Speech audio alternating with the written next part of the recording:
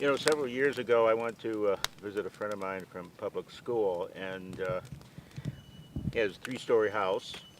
So I go up to the door and I knock on the door, and before he answered, this tall gentleman comes up on the stairs and says, "Oh, are you a friend of Tony's?" I says, "Yeah, we go back quite a ways." "Oh, yeah, I know Tony. He's a real nice guy, good friend of mine."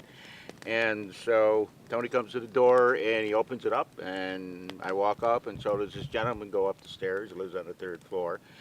And so several months later, I walked by the house again, and oh my God, the third story is off the house. So my friend didn't live there, but I found out where he lived and went to see him. I says, "What happened to that third story?" I says, "Someone took it off for some reason." He says, I didn't know anything about that." And I says, "Well, what happened to that gentleman lived up on the third floor?" He says, "You saw him?"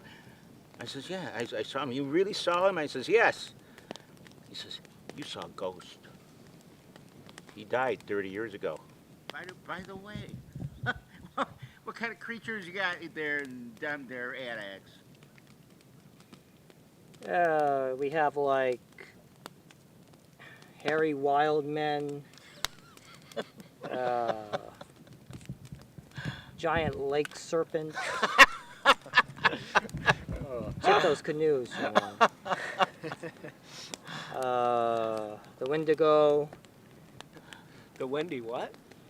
The Wendigo, that's what they call them. They used to be human. Who say? The Minjans, Algonquins, they call themselves. They say when a man is overpowered by greed, he winds up turning into this half-human, half-stag. Uh-huh. Walks around like a starving corpse. Uh-huh. I'm telling you, you know when they're near. They smell like rotting flesh, and You make it sound like you saw one yourself. I barely survived.